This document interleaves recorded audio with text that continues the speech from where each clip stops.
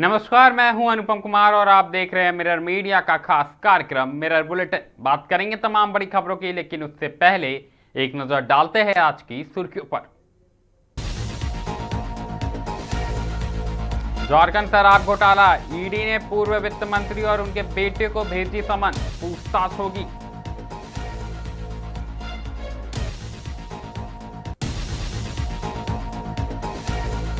हजारीबाग में तेज रफ्तार कार ने मचाई तबाही, आधा दर्जन से अधिक लोग घायल, इलाज जारी।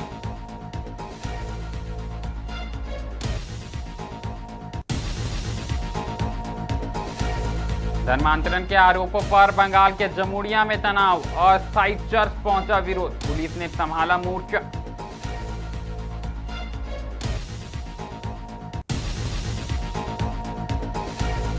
पूर्व वर्धमान में अवैध बालू तस्करी के आरोपों पर बवाल, भाजपा कार्यकर्ताओं ने 10 से अधिक ट्रक रोक पुलिस को सौंपे।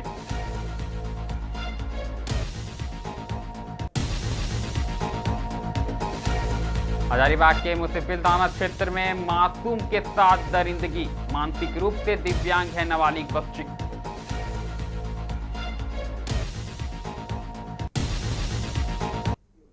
अब बढ़ेंगे खबरों की ओर और सबसे पहले बात करेंगे हम राजधानी रांची की। आपको बता दें कि झारखंड के कथित शराब घोटाले की जांच में प्रवर्तक निदेशालय यानी ईडी ने एक बार फिर कार्रवाई तेज कर दी है। एजेंसी ने इस मामले में पूर्व वित्त मंत्री और लोहरदग्गा से कांग्रेस विधायक रामेश्वर उरांव, उनके पुत्र रोहित प्रियदर्शी उरांव तथा उत्पाद विभाग के पूर्व आयुक्त अमित प्रकाश को पूछताछ के लिए समन जारी किया। ईडी ने अब तीनों से कथित वित्तीय लेन देन और शराब कारोबार से जुड़े विभिन्न पहलुओं पर विस्तृत से पूछताछ करेगी। बता दें कि ईडी के निर्देश के अनुसार रोहित प्रियदर्शी उरांव को सोमवार को रांची स्थित क्षेत्रीय कार्यालय में उपस्थित होने के लिए कहा गया है, जबकि पूर्व मंत्री रामेश्वर उरांव को 30 जून को पूछताछ के लिए बुलाया गया है। उत्पाद विभाग के पूर्व आयुक्त अमित प्रकाश को भी समन भेजकर जांच में सहयोग करने का निर्देश दिया गया।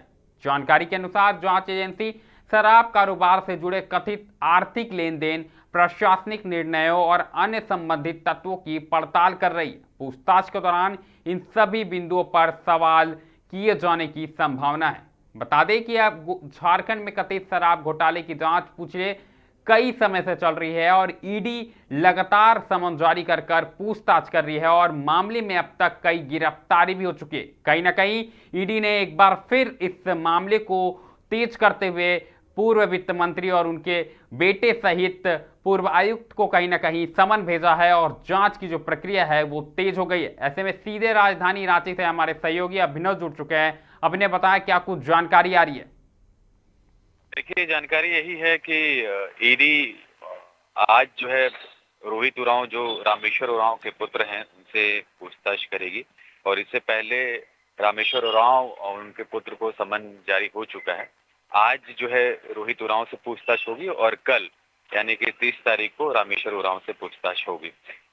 दरअसल जो झारखंड में शराब घोटाला हुआ है, जो कथित तौर पर कहा जा रहा है, उसमें कहीं ना कहीं रोहित उरांव और रामेश्वर उरांव की सहभागिता है और जो छत्तीसगढ़ की कंपनी यहाँ पर जो टेंडर ली थी उसमें कहीं ना कहीं जो रोहित उरांव हैं वो हेल्प किए थे और वित्तीय लेन देन की बात भी सामने आ रही है। तो इन तमाम विषयों को लेकर जो है ईडी पूछताछ करेगी। और आपको बताऊं कि इससे पहले भी 2023 में रामेश्वर उरांव के घर में ईडी ने छापा मारा था और वहां पर कई डिजिटल सामान बरामद किए थे, साथ ही 30 लाख जो नगद कैश है वो भी बरामद किया गया था।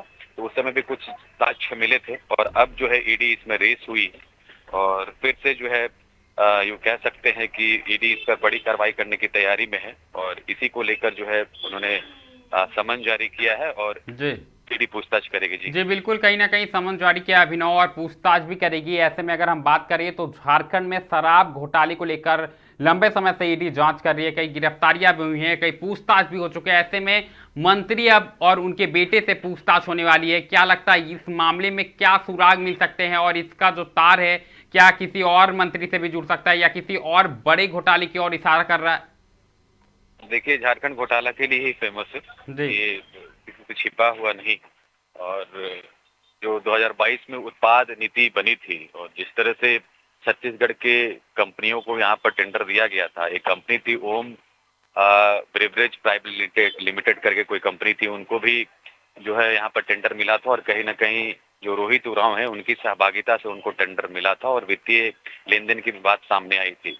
तो उसी को लेकर जो है ईडी इस पर काम कर रही है। इससे पहले आपको बताऊं कि 18 लोगों को गिरफ्तार कर चुकी है, चूंकि एसीबी में मामला दर्ज था इस मैटर को लेकर और ईडी ने इस मैटर को टेक ओवर किया था और उस समय से जांच जारी है और 18 लोगों तक जो है ईडी पहुंची थी, उनको गिरफ्तार भी किया था, जिसमें से कि एक नाम भी सामने आया था, विनय चौबे, शायद आप जानते होंगे। तो विनय चौबे को भी गिरफ्तार किया गया था। हालांकि जो है फिर इनको बेल मिल गया, 18 लोग जो है उनको, तमाम लोगों को बेल मिला हुआ है। और अब इधर देखिए कि फिर से जो है ईडी के जो ये है कि भाई कैसे इसको टेक ओवर किया जाए, इन तमाम विषयों को लेकर जो है ईडी पूछताछ करेगी और देखते हैं क्या कुछ निकल कर आता है। कहीं देखने वाली बात होगी अभिनव की क्या कुछ निकल के आता है, लेकिन एक जानकारी ये भी आ रही है कि पूर्व उत्पाद आयुक्त को भी समन भेजा गया है। ऐसे में क्या लगता है, क्या कोई बड़ी गिरफ्तारी भी हो सकती है? अभी तो पूछताछ होगी, ईडी साक्ष्यों को जुटाने में लगी हुई है।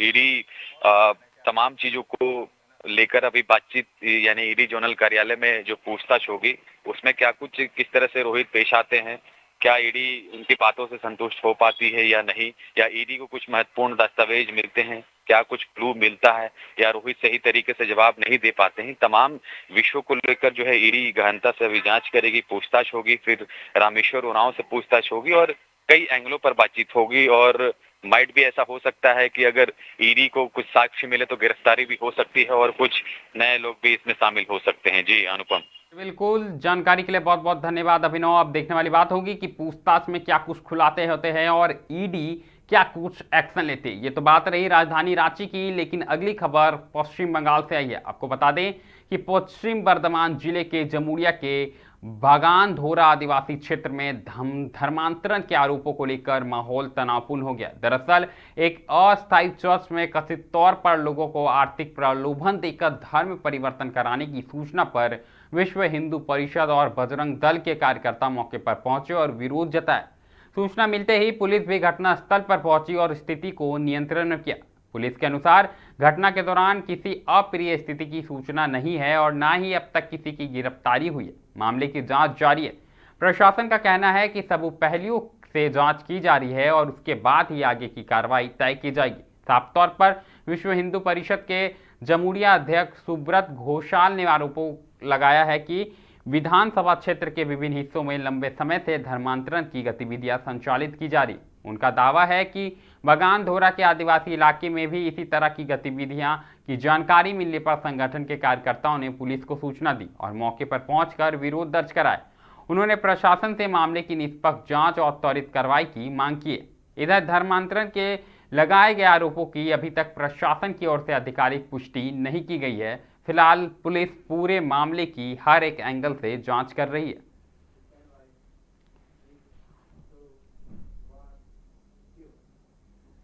अगली खबर भी कहीं ना कहीं पश्चिम बंगाल से है। आपको बता दें कि पूर्व बर्धमान जिले के पानागढ़ में सोमवार सुबह अवैध बारूद तस्करी के आरोपों को लेकर उस समय तनाव की स्थिति हो गई जब भाजपा कार्यकर्ताओं ने पानागढ़ आर्मी कैंप के गेट नंबर 1 और गेट नंबर 5 के सामने बालू लदे ट्रक और डंपरों को रोककर विरोध प्रदर्शन शुरू किया। भाजपा का आरोप है कि दामोदर नदी से अवैध तरीके से बालू का खनन कर फर्जी दस्तावेजों के सहारे इसकी ढुलाई की जा रही। भाजपा नेताओं का कहना है कि उन्हें गुप्त सूचना मिली थी कि बड़ी संख्या में बालू से लदे वाहन आर्मी कैंप की ओर जा रहे। सूचना के आधार पर कार्यकर्ता सुबह से ही दोनों गेटों के पास पहुंच गए और एक एक कर आने वाले ट्रकों को रोकने लगे। बता दें कि उनका दावा है कि कई वाहनों के जो डॉक्यूमेंट्स होते हैं, दस्तावेज होते हैं, वह सही नहीं पाए गए। साथ ही इनवॉइस में भी बालू का गंतव्य कोलकाता दिखाया गया था, जबकि वाहन आर्मी कैंप की ओर प्रवेश कर रहे थे। इसके अलावा ट्रकों में निर्धारित क्षमता से अधिक बालू लदे होने का भी आरोप है। बता दें कि सूचना मिलते ही बुधबुद थाना पुलिस भारी पुलिस बल के साथ घटनास्थल पर पहुंची और स्थिति को नियंत्रित किया। फिलहाल पूरे मामले की जांच जारी है।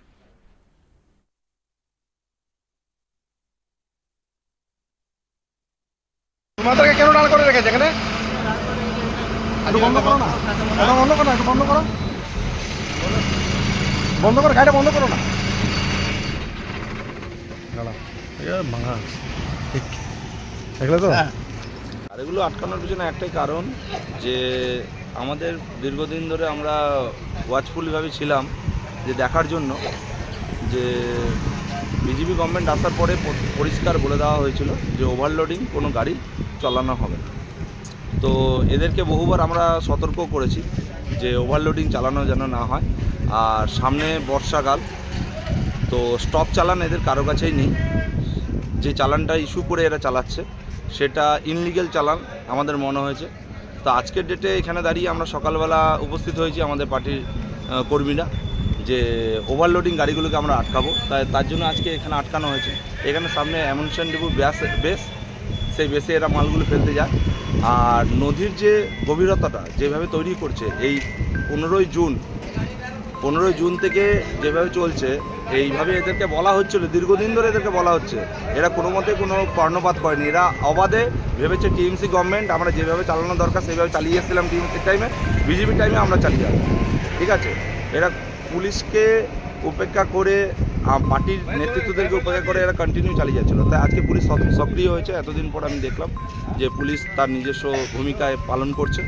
আমরা প্রত্যেকটা গাড়ি এখানে মোটামুটি 20টা গাড়ির মতো আটকেছি। ঠিক আছে, এবারে আমরা এটাগুলোকে কাটা করব। কাটা করে যদি ওভারলোড থাকে তাহলে এমবিআই বা বিএলওকে দিয়ে এটা ফাইন করা হবে। বিধায়ককে জানানো হয়েছে? হ্যাঁ, বিধায়ককে জানানো হয়েছে। বিধায়ক পরিষ্কার বলে দিয়েছে কালকে রাত থেকে আমাদের এটা চলা হচ্ছে।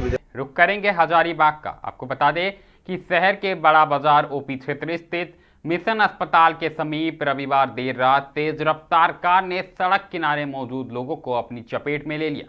हादसे में आधा दर्जन से अधिक लोग घायल हो गए हैं, जिनमें 4 की हालत गंभीर बनी हुई है। बता दें कि दुर्घटना के बाद इलाके में अफरा तफरी मच गई और स्थानीय लोगों ने तत्काल घायलों को अस्पताल पहुंचाया। जानकारी के अनुसार गंभीर रूप से घायल 4 लोगों का इलाज मिशन अस्पताल में चल रहा है, जबकि अन्य घायलों को शेख भिखारी मेडिकल कॉलेज एवं अस्पताल में भर्ती कराया गया। प्रत्यक्षदर्शियों का कहना है कि कार काफी तेज गति से चल रही थी। लोगों ने चालक के नशे में होने की आशंका भी जताई। हालांकि इसकी आधिकारिक पुष्टि पुलिस जांच रिपोर्ट के बाद ही हो सकेगी। प्रत्यक्षदर्शियों के मुताबिक कार ने पहले सड़क किनारे खड़े कई लोगों को टक्कर मारी और इसके बाद अनियंत्रित होकर बिजली के पोल तथा चापाकल से जा टकराई। पोल से टकराने के बाद ही वाहन रुका। इस दुर्घटना में कार चालक भी गंभीर रूप से घायल हो गया। आपको सुनाते हैं क्या कुछ कहना है उनका।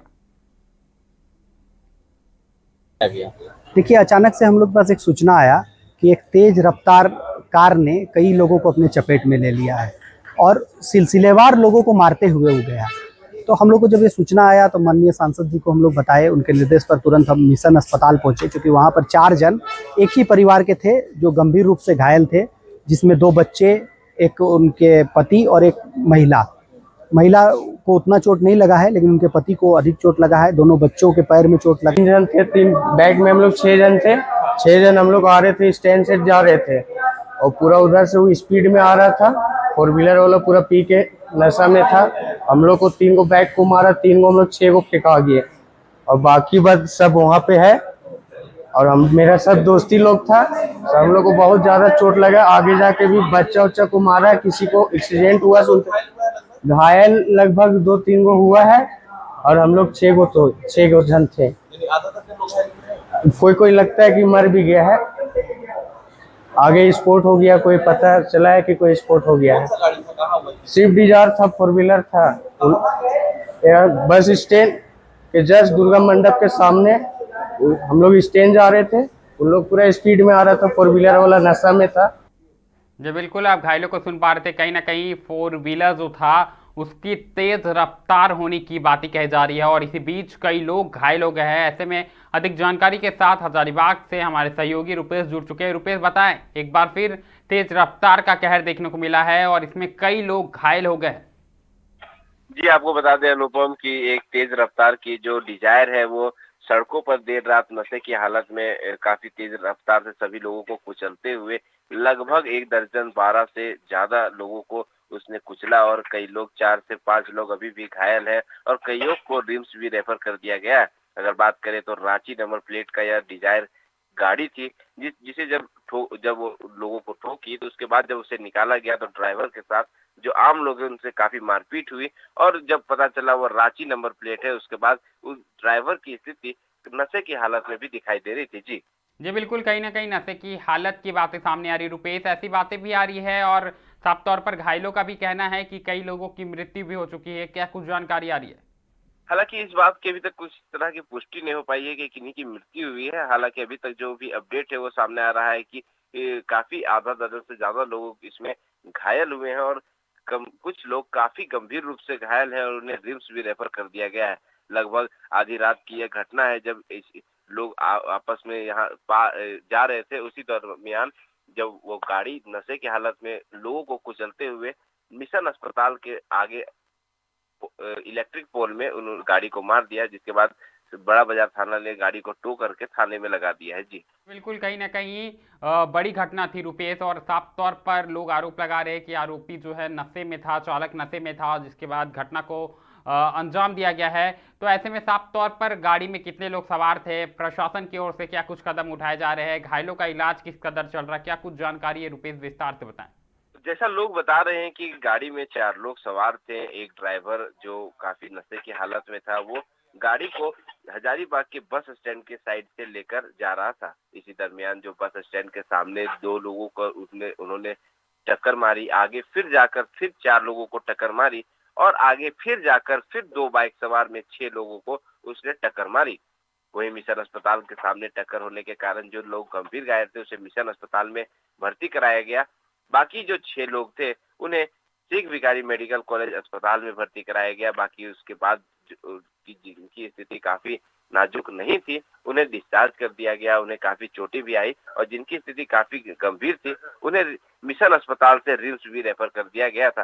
परिजनों के अनुसार वह रात्रि को ही रिम्स के लिए रवाना हो गए थे क्योंकि स्थिति काफी गंभीर थी। जी लेकिन सवाल उठेंगे रुपेश, साफ तौर पर अगर हम बात करें तो एक तरफ जहां जांच अभियान चलते हैं और यातायात पुलिस भी कहती है कि हम लगातार जांच चला रहे हैं और सड़क पर जो भी शराब पीकर गाड़ी चला रहे हैं उन्हें रोकने का काम किया जाता है, चालान काटने का काम किया जाता है, इतनी अवेयरनेस दिखाई जाती है, उसके बावजूद ऐसी घटना कहीं ना कहीं चिंताजनक है। क्या कहिएगा?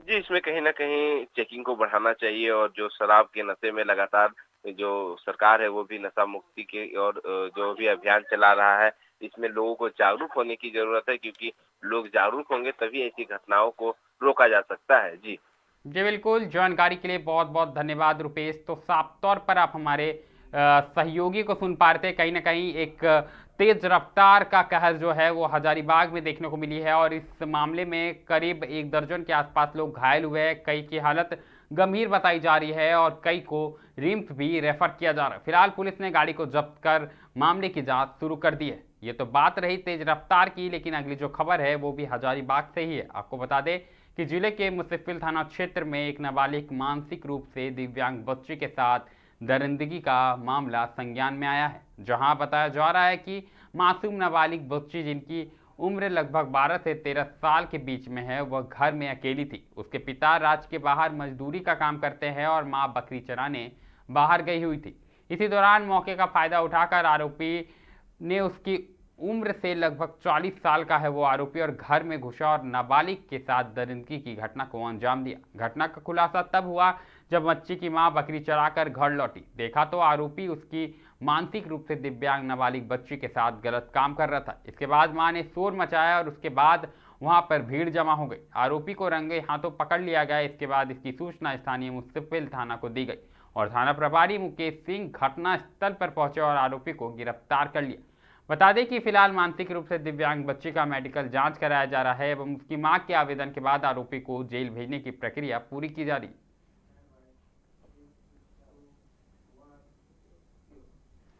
बात करेंगे अब हम रेल यात्रा को लेकर। आपको बता दें कि दक्षिण पूर्व रेलवे के चक्रधरपुर, गोमो और हटिया रेल मंडल में चल रहे आधारभूत संरचना एवं ट्रैक आधुनिकीकरण कार्य के कारण 29 जून से 5 जुलाई तक कई ट्रेन सेवाएं प्रभावित रहेगी। रेलवे द्वारा विभिन्न सेक्शनों में रोलिंग ब्लॉक लिए जाने के चलते कई ट्रेनों को रद्द किया गया, जबकि कुछ ट्रेनों के मार्ग में बदलाव और आंशिक समापन की व्यवस्था भी की गई है। रेलवे अधिकारियों के अनुसार ट्रैक की सुरक्षा बढ़ाने और परिचालन को अधिक सुगम बनाने के उद्देश्य से यह ब्लॉक लिया जा रहा है। इस दौरान चक्रधरपुर, गोमो और हटिया रूट से गुजरने वाली कई एक्सप्रेस और पैसेंजर ट्रेनों का संचालन प्रभावित रहेगा। साफ तौर पर रेलवे प्रशासन ने यात्रियों से यात्रा पर निकलने से पहले अपनी ट्रेन की स्थिति रेलवे की आधिकारिक वेबसाइट, मोबाइल ऐप या हेल्पलाइन के माध्यम से आवश्यक रूप से जांच करने की अपील की। साथ ही टिकट रद्द कराने या यात्रा में बदलाव की स्थिति में रेलवे के नियमों के अनुसार आवश्यक सुविधा उपलब्ध कराई जाएगी। रेलवे का कहना है कि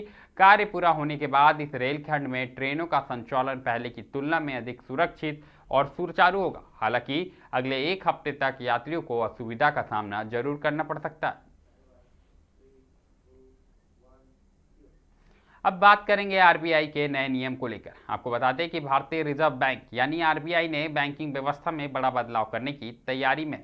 इसका सबसे अधिक असर कम सिबिल यानी क्रेडिट स्कोर वाले ग्राहकों पर पड़ सकता है। प्रस्तावित नए नियमों के तहत बैंक भविष्य में संभावित डिफॉल्ट के जोखिम को पहले से आंकते हुए लोन मंजूरी की प्रक्रिया को और सख्त बना सकेगी। इसका असर विशेष रूप से 730 से कम सिबिल स्कोर वाले लोगों पर देखने को मिल सकता है। विशेषज्ञों के अनुसार नए ढांचे के लागू होने के बाद बैंक में होम लोन, कार लोन और एजुकेशन लोन जैसे ऋणों की मंजूरी से पहले ग्राहकों की क्रेडिट हिस्ट्री का अधिक गहराई से मूल्यांकन करेगा। कम सिबिल स्कोर वाले आवेदकों को लोन मिलने में कठिनाई, अधिक ब्याज दर या अतिरिक्त दस्तावेजों की मांग का सामना करना पड़ सकता है। हालांकि यह कोई सीधा प्रतिबंध नहीं है। अंतिम निर्णय प्रत्येक बैंक की आंतरिक रणनीति और ग्राहक की आय, नौकरी की स्थिरता, भुगतान क्षमता तथा अन्य वित्तीय पहलू पर भी निर्भर करेगा। आरबीआई का उद्देश्य बैंकिंग प्रणाली को अधिक सुरक्षित और संभावित ऋण जोखिमों से मजबूत करना है। प्रस्तावित व्यवस्था वर्ष 2027 से लागू किए जाने की दिशा में काम करेगी।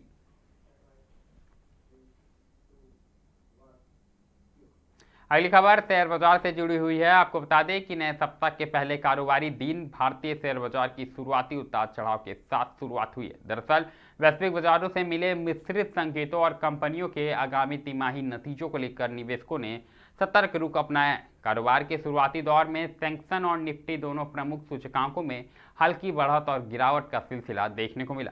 बाजार विशेषज्ञों के अनुसार विदेशी बाजारों की चाल, कच्चे तेल की कीमतों में बदलाव, विदेशी संस्थागत निवेशकों की गतिविधियां और कंपनियों की पहली तिमाही के वित्तीय परिणाम इस सप्ताह बाजार की दिशा तय करने में अहम भूमिका निभाएंगे।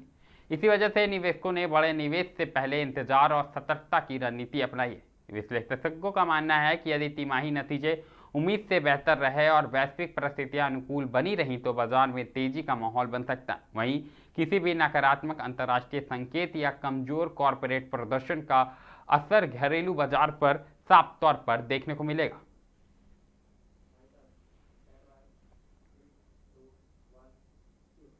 मिरर बुलेटिन में फिलहाल इतना ही। ऐसे तमाम बड़ी खबरों से लगातार हम आपको अवगत कराते रहेंगे। कहीं मत जाइएगा, बने रहें मिरर मीडिया के साथ।